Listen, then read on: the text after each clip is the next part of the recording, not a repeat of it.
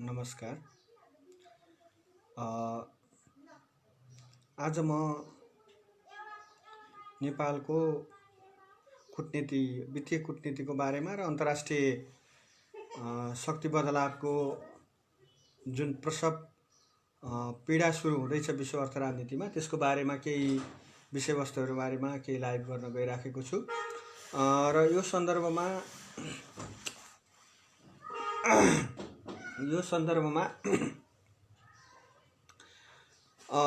यो अलि नौलो विषय पनि हो। हामी कहाँ वित्तीय कूटनीतिको बारेमा त्यति धेरै चर्चा पनि हुने गरेको छैन र हामीले वित्तीय कूटनीतिको सन्दर्भमा वित्तीय अर्थ राजनीतिको बारेमा त्यति धेरै चर्चा गर्ने गरेका छैनौँ। वित्तीय अर्थ कूटनीतिको बारेमा कुराकानी छलफल नहुने गरेको विषय हो नेपालमा। वित्तीय कूटनीतिको बारेमा कूटनीति भनेको देश देशको बिचको सम्बन्ध पञ्चशीलको आधारमा चाहिँ सम्बन्ध कायम गर्ने नै हाम्रो परराष्ट्र नीतिको मूल स्रोत हो भने पछाडि हाम्रो कूटनीतिको पाटो चाहिँ सकिन्छ। हामीले कूटनीति अन्तर्गत चाहिँ आर्थिक कूटनीति अथवा इकोनोमिक डिप्लोमेसी फाइनेन्सियल डिप्लोमेसी भन्ने चिजहरूलाई हाम्रो अर्थ राजनीतिमा त्यति धेरै प्रयोग गर्ने गरिएको छैन। त्यसकारण आज म चाहिँ यो वित्तीय अर्थ राजनीति कूटनीति वित्तीय कूटनीतिको बारेमा आर्थिक कूटनीति इकोनोमिक डिप्लोमेसी अथवा फाइनेन्सियल डिप्लोमेसीको विषयमा केही विषयवस्तुहरू राख्न गइराखेको छु र यो सँगसँगै अहिले जुन विश्व अर्थ राजनीतिको केन्द्र बदलाव हुँदैछ, यो केन्द्र बदलाव हुने प्रक्रिया सुरु भइसके पछाडि चाहिँ यसले स्वाभाविक रूपमा चाहिँ पार्न सक्ने असरहरू र नेपाल जस्तो भूसंवेदनशील देशले कमजोर अर्थतन्त्र भएको देशले यो वित्तीय कूटनीतिलाई कसरी ह्यान्डल गर्नुपर्छ भन्ने विषयवस्तुहरूमा केही विषयवस्तु राख्न गइराखेको छु। त्यति धेरै चलन चल्तीमा नआएको विषय भएको हुनाले त्यति धेरै रुचि नहुन सक्छ साथीहरूलाई, तर पनि मैले यसमा केही विषयवस्तु राख्न जरुरी छ। अब ढिला भइसकेको छ नेपालमा वित्तीय कूटनीतिको बारेमा अथवा फाइनेन्सियल डिप्लोमेसीको बारेमा अलि बढी चर्चा गर्नुपर्ने ढिला भइसकेको छ। अन्तर्राष्ट्रिय शक्ति बदलावको एउटा खालको जुन फेरि निर्माण भइरहेको छ अन्तर्राष्ट्रिय राजनीतिमा शक्ति बदलावको जुन सङ्घर्ष देखा परिराखेको छ। अहिले पनि हाम्रो देशमा अलि अगाडि नेपालले चीनसँग BRI-मा पक्ष राष्ट्र भएर चाहिँ हस्ताक्षर गर्यो। अहिले नेपालले MCC पारित गर्ने कि को धार कता गइरहेको छ भन्ने बारेमा पनि अलिकति चाहिँ हामीले चर्चा गर्नुपर्ने हुन्छ। अब सबैभन्दा पहिला चाहिँ अर्थ राजनीतिको केन्द्रको बारेमा चर्चा गरौँ। धेरै अगाडि जान जरुरी छैन। म करिब 500-700 वर्षको यो विश्व अर्थ राजनीतिको ट्रेन्डको बारेमा अलिकति संक्षिप्तमा कुराकानी केही समय नेटको प्रब्लमले अलिकति समस्या पार्यो र यो वित्तीय कूटनीतिको सन्दर्भमा चाहिँ जानुभन्दा अगाडि म चर्चा गर्दै थिएँ कि अघि पनि के अर्थ राजनीतिको केन्द्र बदलाव कसरी हुँदैछ र के हुँदैछ विश्व अर्थ राजनीतिमा अबका 10-20 वर्षमा विश्व अर्थ राजनीतिमा आउन सक्ने सम्भावित परिवर्तनहरू के हुन्छ, त्यसले के जोखिम हाम्रो अर्थतन्त्रमा हाम्रो कूटनीतिमा हाम्रो देशमा आइपरेको छ भन्ने बारेमा केही विषयवस्तु राख्न गइराखेको छु। अब विश्व अर्थ राजनीतिको केन्द्र हेर्दाखेरि धेरै मान्छेहरूको दिमागमा के छ, धेरै अर्थशास्त्रीहरू चाहिँ पश्चिमाहरूले विकास गरे, अर्थशास्त्रीहरू पश्चिममा जन्मेको हुनाले पुँजीवादको जन्म अथवा अर्थशास्त्रको जन्म नै पश्चिममा भयो भन्ने एउटा दाबी चाहिँ हामीले अर्थशास्त्रको चलन चल्तीको अहिलेको कोर्समा पढ्ने गरेका छौँ। यो हामीले झुटो कुरा पढिराखेका छौँ। विश्व अर्थतन्त्रमा पुँजीवादको विकास पश्चिमबाट सुरु भएको होइन, पुँजीवादको विकास चाहिँ युरोपबाट नभइकन एसियाबाट सुरु भएको र पुँजीवादको प्रारम्भिक चरणको र मध्यम स्तरको वाणिज्य पुँजीवादसम्मको विकासको केन्द्र एसिया नै थियो। तर एसियनहरू चाहिँ औद्योगिक पुँजीवादमा चाहिँ पछि परे एसियन मुलुकहरू र चाहिँ बाष्प इन्जिनको आविष्कार पश्चिममा भयो, युरोपमा भयो र युरोपमा औद्योगिक क्रान्ति भइसके पछाडि चाहिँ मानिसहरूले के भन्न थाले भन्दाखेरि चाहिँ यो पुँजीवादी क्रान्ति नै युरोपमा भएको, पुँजीवादको विकास नै युरोपमा सुरु भएको भन्ने तर्क गर्छन्। त्यो तर्क गलत छ। हामीलाई गलत इतिहास पढाइराखिएको छ। पुँजीवादको प्रारम्भिक चरणको नेतृत्व दुईवटा चरणको नेतृत्व चाहिँ एसियाले नै गरेको थियो र दुईवटा अर्थतन्त्रको चाहिँ नेतृत्व पुँजीवादी अर्थतन्त्रको कृषि सामन्तवाद अथवा बजार सामन्तवादी चरण र वाणिज्य पुँजीवादको चाहिँ विकास गरेको चाहिँ एसियाले विकास गरेको हो र एसिया नै त्यति बेलासम्म अर्थ राजनीतिको केन्द्रको प्रमुख शक्ति थियो। र जुन बेला सामन्तवादी उत्पादन सम्बन्ध चरम उत्कर्षमा थियो त्यति बेला चाहिँ के थियो भने कृषिमा आधारित भूमिमा आधारित अर्थतन्त्रको केन्द्रबिन्दु चाहिँ एसिया नै थियो र मूल रूपमा चाहिँ एसियाको पनि चीन र भारत चाहिँ एउटा शक्तिशाली अर्थतन्त्र थिए र यो चीन चाहिँ विश्वको पहिलो अर्थतन्त्र बन्नुभन्दा अगाडि चङ्गेज खाँको मङ्गोल इम्पायर चाहिँ विश्वको सबैभन्दा ठुलो एम्पायरको रूपमा रह्यो र त्यो एम्पायर चाहिँ युरोप र एसिया दुवैतिर चाहिँ फैलिएको थियो। युरोसियाको एउटा ठुलो शक्तिशाली चाहिँ राष्ट्र बनेको थियो। मङ्गोलियाबाट सुरु भएर रुसको मस्कोसम्म र युरोपका भागहरू लिएर चाहिँ बनेको झन्डै आधीभन्दा बढी युरोपहरू चाहिँ बनेको एउटा इम्पायर बनेको थियो। त्यो इम्पायरको व्यापारिक रुट चाहिँ एउटा तय थियो, जुन व्यापारिक रुट जो चङ्गेज खाँले स्थापना गरेको मङ्गोल इम्पायरले व्यापार गर्ने रुटलाई सिल्क रोड भनी भनिन्छ, जुन अहिले चाहिँ चीनले प्रस्ताव गरेको बहुमहत्त्वाकांक्षी BRI प्रोजेक्ट अथवा बेल्ट एन्ड रोड इनिसिएटिभ चाहिँ त्यसको प्रारम्भिक चरणको हिजोको अभ्यास चाहिँ त्यो सिल्क रोडको अभ्यास थियो। सिल्क रोडलाई अलिकति अगाडि नयाँ ढङ्गले मोडिफाई गरेर चिनीहरू अहिले अगाडि आइराखेका छन्। र यो चङ्गेज खाँको इम्पायर ढले पछाडि पनि विश्व अर्थ राजनीतिको केन्द्र चाहिँ फेरि चीन भयो। चीन चाहिँ विश्वको पहिलो आर्थिक शक्ति केन्द्रको रूपमा स्थापित भयो भनेदेखि चाहिँ भारत चाहिँ विश्वको पहिलो प्रारम्भिक चरणको प्राक औद्योगिक बढी उत्पादन गर्ने विश्वको पहिलो देशको रूपमा चाहिँ भारत भनेको अहिलेको भारत, पाकिस्तान, बङ्गलादेश जोड्दाको भन्ने अर्थ लाग्नुपर्छ यहाँ अघिल्लो चरणको। त्यो चाहिँ विश्वको दोस्रो पहिलो प्राक औद्योगिक वस्तुहरूको उत्पादन गर्ने राष्ट्रको रूपमा चाहिँ दरिएको थियो। तर यो शक्ति सङ्घर्षको चरण हेर्दाखेरि चाहिँ के देखिन्छ भन्दा सन् 1800 भन्दा अगाडि विश्वको अर्थ राजनीतिको केन्द्र चाहिँ चीन थियो, एसिया थियो र चीन पछाडि भारत थियो। तर चाहिँ औद्योगिक वाष्प त्यस पछाडि चाहिँ त्यो चरण भनेको चाहिँ कुन चरणसम्म थियो भन्दाखेरि चाहिँ हामीले सरस्वती पुँजीवादी अर्थ राजनीतिको विकास क्रमलाई हेर्नुपर्छ। यसमा हेर्दाखेरि चाहिँ के देखिन्छ भने कृषि पुँजीवाद अथवा चाहिँ बजार सामन्तवाद अथवा चाहिँ यो चरण भनेको चाहिँ सन् 1300 देखि 1500 को अवधि हो। यो चरणको नेतृत्व एसियाले नै गरेको थियो। र अर्को वाणिज्य पुँजीवाद सन् 1500 देखि 1750 सम्मको चरणलाई मानिन्छ सामान्यतया। यो वाणिज्य पुँजीवादको सन् 1500 देखि 1750 सम्मको अवधिको नेता पनि एसिया नै थियो। अर्थात् पुँजीवादको जन्म युरोपमा भएको होइन, एसियामै भएको हो। र वाणिज्य पुँजीवादलाई कृषि पुँजीवाद अथवा बजार सामन्तवादलाई चाहिँ पुँजीवादको प्रारम्भिक चरण मानिन्छ। कतिपयले मान्दैनन् पनि यसलाई। तर चाहिँ के हो भने वाणिज्य पुँजीवादलाई त पुँजीवादले आफ्नो चाहिँ अभिन्न अङ्गकै रूपमा मान्ने गरेको छ। वाणिज्य पुँजीवादको चरणको विकास गर्ने क्रमसम्म पनि एसिया नै विश्वको पहिलो शक्ति थियो, अर्थ राजनीतिको केन्द्र थियो। मैले अघि पनि भने बाष्प इन्जिनको आविष्कार पछाडि युरोपमा आविष्कारहरूको एउटा श्रृङ्खला चल्यो। बाष्प इन्जिनको आविष्कार, विद्युतको आविष्कार, अटोमोबाइलको आविष्कार, यी आविष्कारहरू युरोपमा भए र यी चाहिँ अझ बिजुलीको आविष्कार अमेरिकामा भयो। अहिले म अलि पछि राखौँला। यसमा चाहिँ के भयो भन्दाखेरि चाहिँ यो अर्थ राजनीतिको केन्द्र चाहिँ वाणिज्य पुँजीवादको चरण अथवा 1750 को चरण पछाडि चाहिँ यो चीनबाट चाहिँ यो अधिकार, एसियाबाट चाहिँ यो अधिकार बिस्तारै चाहिँ युरोपतिर सर्न थाल्यो। किनभने युरोपियनहरू चाहिँ 1776 मा बाष्प इन्जिनको आविष्कार भए पछाडि चाहिँ उनीहरू चाहिँ यन्त्रिकीकरणमा गएर त्यो यन्त्रिकीकरणले चाहिँ युरोपको चाहिँ वस्तु उत्पादन गर्ने क्षमता बढ्यो, जसको कारणले गर्दाखेरि चाहिँ उनीहरू चाहिँ एउटा खालको परिस्थितिमा पुगे। त्यो परिस्थिति भनेको सन् 1800 देखि चाहिँ युरोप चाहिँ विश्वको पहिलो अर्थ राजनीतिको केन्द्र बन्न पुग्यो। र युरोप मूलतः युरोप, त्यसमा पनि बेलायत चाहिँ विश्वको प्रमुख आर्थिक शक्तिको रूपमा सन् 1800 देखि यसको उदय भएर 1910 सम्म विश्व अर्थ राजनीतिको प्रमुख नेता चाहिँ बेलायत थियो। अर्थ राजनीतिको केन्द्र युरोप, बेलायत चाहिँ केन्द्रित थियो।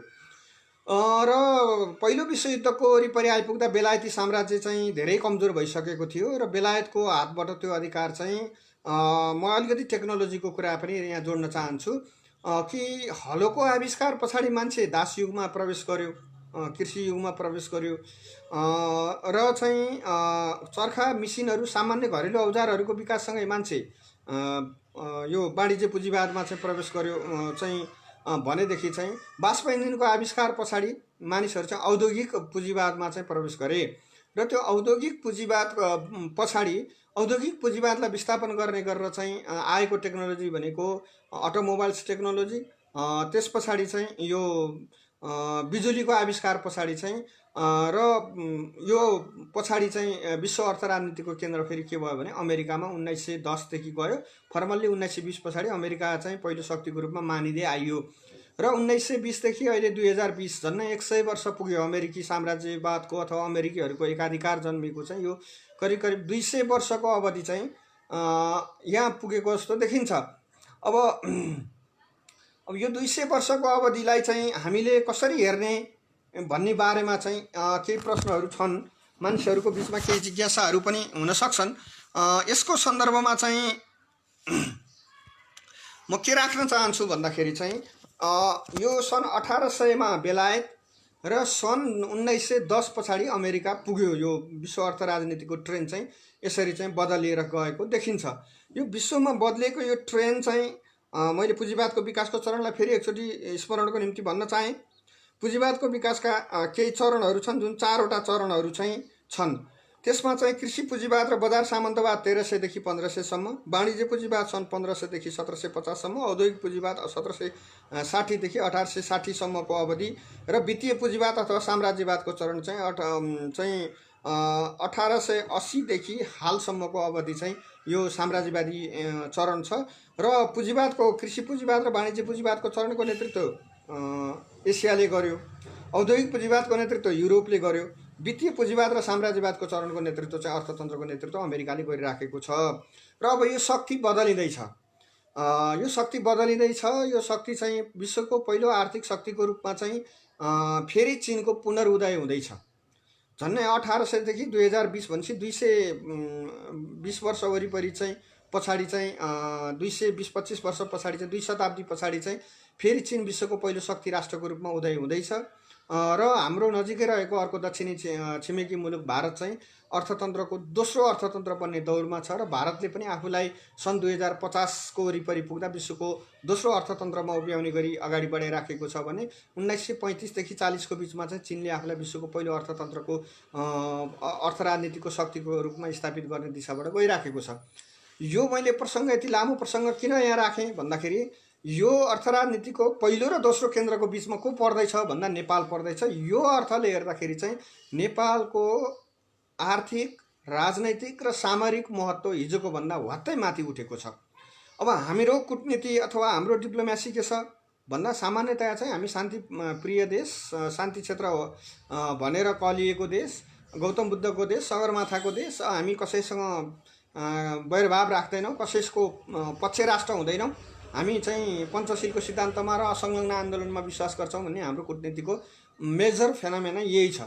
तर हामीले कूटनीतिक रूपमा चाहिँ प्रयोग गर्न नसकेको कुरा के हो भने वित्तीय अथवा आर्थिक कूटनीति अथवा इकोनोमिक डिप्लोमेसी अथवा फाइनेन्सियल डिप्लोमेसीलाई हामीले प्रयोग गर्न सकिराखेका छैनौँ।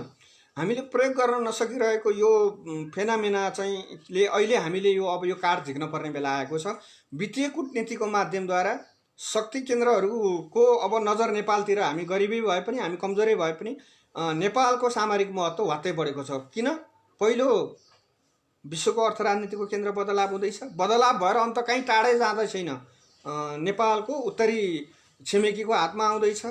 दोस्रो, विश्वको अर्थ राजनीतिको केन्द्र चाहिँ नेपालको दक्षिणी छिमेकी बन्ने दौडमा छ र यो दुईटाको घेराबन्दीमा रहेको, यो दुईटाको चाहिँ बिचमा रहेको नेपालको कूटनैतिक हैसियत चाहिँ माथि बढेको छ। अर्थात् यसको कूटनैतिक हैसियत माथि बढ्नु भन्नुको अर्थ के हो भने दुईटा कुरा हुन्छ। एउटा चाहिँ यसलाई म्यानेज गर्न सकियो भनेदेखि चाहिँ यसले आर्थिक बेनिफिट दिने, सामरिक बेनिफिट दिने, यसलाई सही परिचालन भयो भने, गलत परिचालन भयो भने राष्ट्रिय अस्मिता र राष्ट्रिय स्वाधीनता नै कोल्याप्स हुन सक्ने खालको खतरा पनि दुईटै कुरा लिएर आउँछ। अब हामीले गर्न पर्ने के हो भने हाम्रो डिप्लोमेसीमा चाहिँ यो वित्तीय कूटनीतिलाई थप्नुपर्छ। वित्तीय कूटनीति भनेको के हो भने आफ्नो देशको उत्पादन, आफ्नो देशको बजार र आफ्नो देशका सामानहरूको वैश्विक बजारमा अथवा विश्वव्यापी बजारमा सशक्त उपस्थिति गराउने र अन्तर्राष्ट्रिय चाहिँ लगानी, अन्तर्राष्ट्रिय सहयोग, आफ्नो बढेको कूटनीतिक क्षमताको विश्लेषणको आधारमा, सही विश्लेषणको आधारमा त्यसलाई प्रयोग गर्ने गरेर हामी जानुपर्ने हुन्छ। अब अहिले देशहरू ठुलो हुने कुरा हिजो चाहिँ के थियो भने पृथ्वीनारायण शाहको कालसम्म कुन देशको क्षेत्रफल कति छ भन्ने कुराले कुन देश कति ठुलो भन्ने कुरा हुन्थ्यो। त्यस पछाडि के आयो भने पहिलो विश्वयुद्धभन्दा अगाडि चाहिँ के ट्रेन आयो, राष्ट्रियताको ट्रेन भन्दाखेरि चाहिँ सुन धेरै जुन देशले जम्मा किनेर राख्न सक्यो त्यही देश ठुलो भन्ने आयो र कतिपय देशहरूले सुन अधिक चाहिँ किनेर राखेका कारणले पनि उनीहरू सङ्कटमा परेका छन्। यो पनि विश्व इतिहासमा हामी देख्न सक्छौँ। त्यस पछाडि के आयो भन्दाखेरि चाहिँ अझ त्योभन्दा अगाडि, सुनभन्दा अगाडि के आयो, भूगोल ठुलो हुनु पर्यो, कृषि उत्पादन ठुलो भएपछि देश ठुलो हुन्थ्यो, सेना स्वत धेरै राख्न सक्थ्यो अनि देश ठुलो हुन्थ्यो, त्यो नै राष्ट्रियताको कुरा थियो। अब त्यस पछाडि सुन किनेर राख्न सक्ने देश चाहिँ राष्ट्रियतामा ठुलो हुने भयो। अर्को त्यस पछाडि आएको कुरा के थियो भन्दाखेरि चाहिँ यो औद्योगिक पुँजीवाद, वाणिज्य पुँजीवाद सकिएर औद्योगिक पुँजीवादको युगमा प्रवेश गरेपछि कुन देशले धेरै सामान उत्पादन गर्न सक्छ र कुन देशले चाहिँ बढीभन्दा बढी ठाउँमा लगेर आफ्नो वस्तु विनिमय गर्न सक्छ भन्ने आधारमा त्यो देश ठुलो हुन थाल्यो। र बजारको खोजीमा साम्राज्यवादले के गर्यो भने यो औद्योगिक पुँजीवादको चरणमा उपनिवेशहरू विस्तार गर्न थाल्यो। किनभने सामान उत्पादन गरेर मात्र भएन, सामानहरू बेच्नको निम्ति बजार चाहियो। त्यो बजारको निम्ति उपनिवेश क्षेत्रको विभाजन गर्यो। तर जब यो वित्तीय पुँजीवादको चरणमा प्रवेश गर्यो अथवा यो साम्राज्यवादमा प्रवेश गर्यो, त्यस पछाडि चाहिँ उपनिवेश होइन कि नव उपनिवेशको अर्थ राजनीति चाहिँ प्रधान आयो। भनेको त्यहाँको म्यानेजमेन्ट, सेना पुलिस लगेर भद्दा म्यानेजमेन्ट गर्नुभन्दा त्यहाँ प्रोपोलिटिक्स स्थापित गर्ने र त्यहीँ चाहिँ आफ्नो त्यहाँबाट कच्चा पदार्थ लाने, त्यहाँ चाहिँ आफ्नो सामान निर्यात गर्ने बजारको रूपमा बनाउने खालको नव उदारवादी अर्थनीति चाहिँ अथवा नव उदारवाद चाहिँ हाबी भयो। त्यो वित्तीय कूटनीतिको अर्को पाटो थियो। अहिले पनि विश्वभरि चलेको ट्रेन्ड के हो भने अरू कुनै पनि कमजोर देशबाट वित्तीय रूपमा चाहिँ प्राकृतिक स्रोत साधनहरू लैजाने, त्यसलाई रिफाइनरी बस्तीको रूपमा त्यही देशमा अथवा चाहिँ कमजोर अर्थतन्त्र भएका देशहरूमा चाहिँ बजार सुरक्षित गर्ने ट्रेन्डमा चाहिँ विश्व पुँजीवाद चाहिँ छ। अब हाम्रो चाहिँ नपुगेको कुरा के हो भने एउटा कुरा त हामी कहाँ उत्पादनै छैन। हामी उत्पादनमा राज्य लाग्नुपर्छ, राज्यले नै उत्पादन क्षेत्रको नेतृत्व गर्नुपर्छ भन्ने ठाउँ कम्युनिस्टहरू नै आइपुगेका छैनौँ। कङ्ग्रेसहरूको त कुरा धेरै परको कुरा हो। अब अर्को कुरा चाहिँ के हो भन्दाखेरि उत्पादन कमजोर भइसकेपछि हामीलाई बजार पनि चाहिएन। किनभने हामी त किन्न जाने हो, जाँड किनेर ल्याउने भयो। अझ झन् सबभन्दा सजिलो छिमेकी भारत छ, भारतबाटै किनेर ल्याएर चाहिँ चल्ने खालको चाहिँ हाम्रो अर्थतन्त्रको ट्रेन्ड भयो। त्यसकारण अहिले हामीले थप्न पर्ने कुरा के हो भने वित्तीय कूटनीतिलाई प्रभावकारी ढङ्गले सञ्चालन गर्नुपर्छ। एउटा कुरा यो म राख्न चाहन्छु। यदि हामीले वित्तीय कूटनीतिलाई प्रभावकारी ढङ्गले सञ्चालन गर्न सकेनौँ भने हामी एमसिसी होस् अथवा बिआरआई होस् अथवा अर्को कुनै परियोजनाको ट्र्यापमा पर्न सक्ने सम्भावना प्रबल बढ्दै गएको छ। अब यसमा प्रसङ्गवश केही कुरा राखौँ। जस्तो अहिले चीनले के भनिरहेछ भन्दाखेरि चाहिँ आफ्नो प्रभुत्वलाई स्थापित गर्ने गरेर उसले चाहिँ बेल्ट एन्ड रोड इनिसिएटिभ परियोजनालाई अगाडि बढाएको छ। उसले यसलाई विश्वको नयाँ व्यवस्था, अमेरिकाकोले परिकल्पना गरेको विश्व व्यवस्थाको भन्दा फरक व्यवस्थाको रूपमा यसलाई व्याख्या गर्दै आएको छ। उसले के भनेको छ, अमेरिकाको जस्तो एकल लगानी होइन, साझा लगानी, साझा हित, साझा मुनाफाको कुरालाई अगाडि बढाएको छ। एकल लगानी, एकल नाफा र एकल रिस्कको जुन अमेरिकन स्टाइल छ विश्व व्यवस्था, अर्थव्यवस्थामा चाहिँ इन्ट्री गर्ने, त्यसलाई चाहिँ चिनियाहरूले के भनिराखेका छन् भने बेल्ट एन्ड रोड इनिसिएटिभ मार्फत चाहिँ साझा लगानी, साझा उद्देश्य, साझा स्वार्थ र साझा मुनाफा सेयरिङ गर्ने गरेर चाहिँ बेल्ट एन्ड रोड इनिसिएटिभलाई चाहिँ अगाडि बढाउँ। यो बिआरआई चाहिँ नयाँ वैकल्पिक अर्थव्यवस्था हुनसक्छ र त्यसमा पर्यावरणीय क्षतिलाई चाहिँ पनि हेरौँ र पर्यावरण पनि जोगाउँ भन्ने कुरालाई चाहिँ चिनियाहरूले अगाडि सारेका छन्। र यो एसिया र युरोपलाई चाहिँ स्थलमार्गबाट र जलमार्गबाट चाहिँ जोड्ने यो बहुमहत्त्वाकाङ्क्षी योजना अहिले सी जिनपिङ आइसकेपछि अगाडि सारेका छन्। अब यो स्ट्राटेजीलाई, चिनियाहरूको यो स्ट्राटेजीलाई अमेरिकनहरूले कसरी बुझेका छन् भन्दाखेरि यो चाहिँ चीनको आफ्नो हेजमोनी अथवा प्रभुत्व विस्तार गर्ने कुरामा हो। अब यो हिन्द महासागरको वरिपरि हाम्रो सैन्य उपस्थिति कमजोर छ। त्यो भएको हुनाले यो हिन्द महासागर वरिपरिको ठाउँ चाहिँ सबै उसले खाइदिने भयो, चिनियाहरूको प्रभावमा जाने हो। अब फेरि एउटा फ्याक्टर के छ भने अहिलेसम्म विश्व अर्थ राजनीतिको नेतृत्व युरोपले पनि गरेको छ, एसियाले पनि गर्यो, अमेरिकाले पनि गर्यो। अब यो अफ्रिका महादेशले चाहिँ अथवा दक्षिण अफ्रिका, अफ्रिकन महादेशहरूले अहिलेसम्म पावर एक्सर्साइज गरे छैनन्। तर संयोग के परेको छ भने अफ्रिकाको बजारमा जसले कब्जा गर्यो त्यो नै विश्वको पहिलो अर्थशक्तिको रूपमा स्थापित भएको छ। हिजो बेलायत अफ्रिका जाँदा बेलायतको एकलौटी बजार हुँदा बेलायतै ठुलो थियो। त्यसपछि अमेरिकन छिरे, बेलायतहरूको लगानी फिर्ता हुन थाल्यो, लगानी कमजोर हुन थाल्यो, बजारबाट बेलायतीहरूको सम्प्रभुता अन्त्य भयो र अमेरिकनहरू फर्स्ट भयो। अहिले चिनियाहरू गएको छन् र अमेरिकन पुँजी त्यहाँबाट पलायन हुँदैछ। अमेरिकनहरूको चाहिँ अफ्रिकी महादेशमा चाहिँ उपस्थिति कमजोर छ। त्यो हिसाबले गर्दाखेरि पनि अब चीन चाहिँ विश्वको पहिलो अर्थ राजनीतिको केन्द्रमा आउँदैछ। यसलाई काउन्टर दिनको निम्ति अमेरिकाले फेरि के सार्यो भन्दाखेरि चाहिँ चीनलाई काउन्टर दिनको निम्ति चाहिँ यो इन्डो पेसिफिक स्ट्राटेजी आइपिएस परियोजना अगाडि सार्यो। अब यो आइपिएस भन्दा अगाडि फेरि चाहिँ के परियोजना सुरु भयो भन्दाखेरि चाहिँ यो 2001 को चाहिँ अमेरिकाको ट्विन टावरमा बिन लादेनले हानिसके पछाडि चाहिँ विश्व पुँजीवादले सिर्जना गरेको असमानताले नै यो आतङ्कवाद जन्मिरहेको छ भन्ने कुरामा चाहिँ गइसकेपछि तत्कालीन राष्ट्रपति बुशले चाहिँ त्यसो हो भने हामी केही लगानी चाहिँ अल्पविकसित देशहरूमा गर्छौँ भनेर चाहिँ यो मिलेनियम च्यालेन्ज कम्प्याक्ट परियोजनालाई अगाडि बढाउन सुरु गरे। अब यसको 2015 देखि नेपालमा अफिस स्थापना भयो र अघिल्लो सरकारको पालामा चाहिँ यो एमसिसी परियोजनामा चाहिँ हस्ताक्षर भयो। तर कतिपय शर्तहरू चाहिँ सम्मानजनक भएनन् भन्ने जुन चाहिँ बजारमा आएका चर्चा आए जति सबै चर्चा त सही देखिँदैन एमसिसीमा। तर कतिपय प्रावधानहरू नराख्न पर्थ्यो, त्यसमा नेपालले त्यो नेगोसिएसन गर्ने बेलामै त्यो परियोजना एमसिसीका परियोजनाहरूमाथि रिजेक्ट बस्न सक्नु पर्थ्यो र त्यो परियोजनाको बारेमा चाहिँ आफ्ना स्ट्रिक्ट मतहरू राख्न सक्नु पर्थ्यो। तर अहिले सम्झौता भएको 5 वर्ष पछाडि चाहिँ हामी एमसिसी ठिक छ बेठिक छ संशोधन गरेर मात्रै ठिक छ भन्ने बहसमा चाहिँ रेली राख्नुपर्ने परिस्थिति बन्दैन थियो। र अब एमसिसीको बारे अथवा एमसिसी चाहिँ यो अहिले पछिल्लो चरण बजारमा आएको शङ्का के छ भन्दाखेरि चाहिँ त्यो अमेरिकनहरूले एमसिसी मार्फत गर्दै आएको सहयोग चाहिँ यो आइपिएसकै स्ट्राटेजी अन्तर्गत हो। त्यो हुँदाखेरि चाहिँ एकातिर बिहार एकातिर आइपिएस यो दुईटाको चेपुवामा परेर हाम्रो राष्ट्रियता के हुन्छ भन्ने जायज चिन्ता बजारमा छ। अब यो चिन्ताको निम्ति चाहिँ अमेरिकनहरूसँग कुराकानी गरेर चाहिँ यदि यो आइपिएसको अङ्ग हो भने नेपाल यसमा भाग नलिनु नै कल्याण हुन्छ। यो एमसिसीको परियोजनाको तिम्रो सहयोग चाहिँदैन, हामी कुनै सैन्य रणनीतिक गठबन्धनमा भाग लिन्न, किनभने यो हाम्रो राष्ट्रिय चाहिँ नीतिभन्दा बाहिरको कुरा हो, किनभने हामी कुनै पनि गठबन्धनमा भाग लिन्नौँ भन्ने कुरा छ।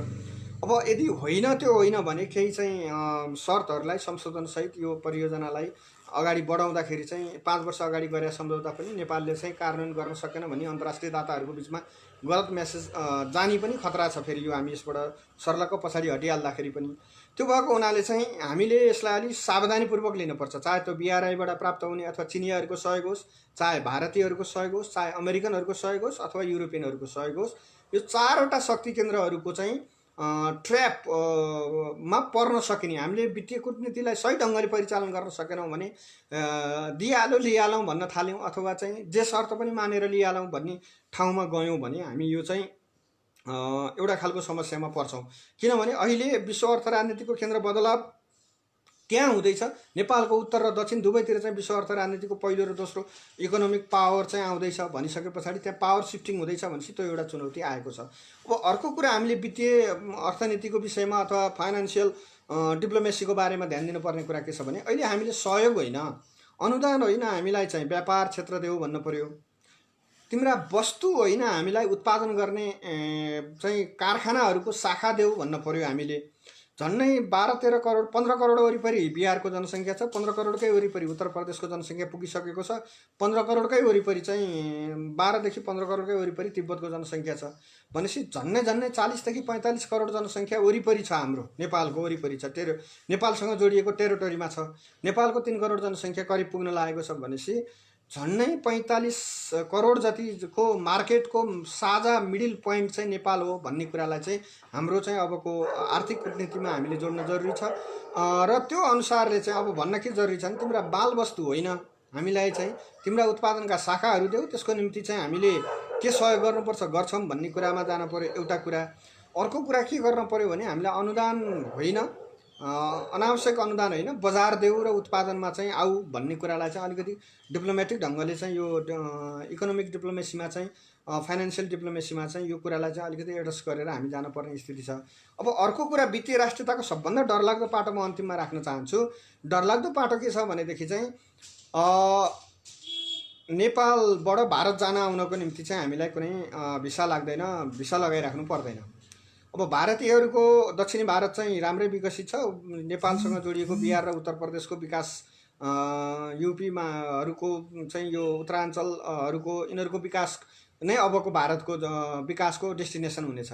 विश्वको दोस्रो अर्थतन्त्र भइराख्दा भारतीयहरूको प्रति व्यक्ति आमदामी भन्दा नेपालको प्रति व्यक्ति आमदामी कमजोर भयो भने नेपालको श्रम शक्तिको पलायन वात्तै भारततिर हुन सक्ने एउटा खालको स्थिति हुन्छ र हामी चाहिँ यो चाहिँ काम गर्न नसक्ने उमेर समूहको जनशक्ति बोकेर बस्ने एउटा चाहिँ असक्षम देशको रूपमा जान पर्ने स्थिति पनि बन्न सक्छ।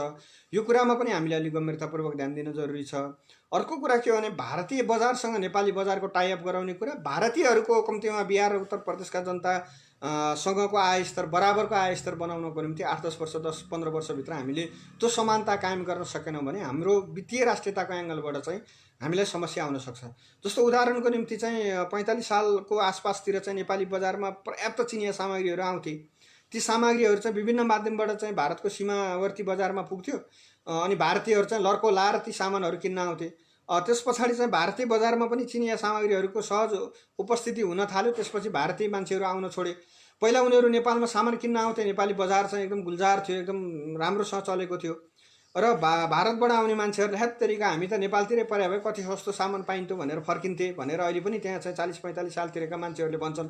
अब अहिले स्थिति उल्टो भएको छ, भारतका आफ्नै उत्पादन पनि बढी छ, चिनिया सामग्रीहरूको उपस्थिति पनि त्यता धेरै भएको हुनाले अहिले चाहिँ नेपालीहरू चाहिँ भारतीय सुरक्षा फौजको दुर्व्यवहार सहेर पनि सीमापारी बजारमा गइराखेका छन्, त्यहाँबाट सामान ल्याइराखेका छन्, दिनकै अपमान भोगिराखेका छन्। र उनीहरू के भने भारतमा यति सस्तो छ, यहीँ नेपालमा यहीँ चाहिँ 1-2 किलोमिटर वरिपरि किन यस्तो बजारको फरक भनेर कम्प्लेन गरिरहेका छन्। एउटा उपभोक्ताका हिसाबले जहाँ सस्तो सामान पाइन्छ त्यहीँ किन्नु एउटा उपभोक्ताको चाहिँ एउटा स्वाभाविक कर्तव्य अथवा स्वाभाविक कर्म हो। त्यो हिसाबले हेर्दाखेरि चाहिँ हाम्रो वित्तीय कूटनीतिलाई हामीले प्रभावकारी ढङ्गले चलाउन सकेनौँ, इकोनोमिक डिप्लोमेसीमा हामी जान सकेनौँ। उत्पादन बढाउने र बजारीकरण गर्ने, लगानी भित्राउने अथवा लगानी परिचालन गर्ने कुरामा भारत, चीन, अमेरिका र युरोपियनहरूको लाई ब्यालेन्स गरेर हामी जान सकेनौँ भने वित्तीय कूटनीतिमा नेपाल चिप्लिन्छ र त्यो चिप्लाइ हाम्रो निम्ति धेरै महँगो पर्नेछ। यो सन्दर्भमा हामीले हेर्नुपर्छ, चाहे त्यो एमसिसी होस्, चाहे त्यो बिआरआई परियोजना अन्तर्गतका सहयोग हुन्, चाहे चिनियाहरूले गर्ने सहयोग हुन्, चाहे भारतीयहरूले गर्ने सहयोग हुन्, चाहे युरोपियनहरू र अमेरिकनहरूले कसैले पनि हामीलाई हाम्रो गरिबी प्रति टिट्स देखाएर ठुलो सङ्ख्यामा सहयोग गर्दैन। त्यो सहयोगभित्रको चाहिँ इन्ट्रेस्ट हामीले पुरा गरिदिन सक्ने खालको हो, हाम्रो राष्ट्रिय स्वाभिमानमाथि आँच नआउने हो भन्ने कुराको ग्यारेन्टी गरेर वित्तीय कूटनीतिलाई चलाउन जरुरी छ। र यो सन्दर्भमा चाहिँ सरकारले पर्याप्त ध्यान दिनुपर्छ र सबै नागरिकहरूले पनि यो सन्दर्भमा अलिकति बढी ध्यान दिनुपर्छ भन्ने विषयवस्तुहरू म राख्दै आजको यो प्रस्तुति यहीँ अन्त्य गर्छु। हस्त, नमस्कार।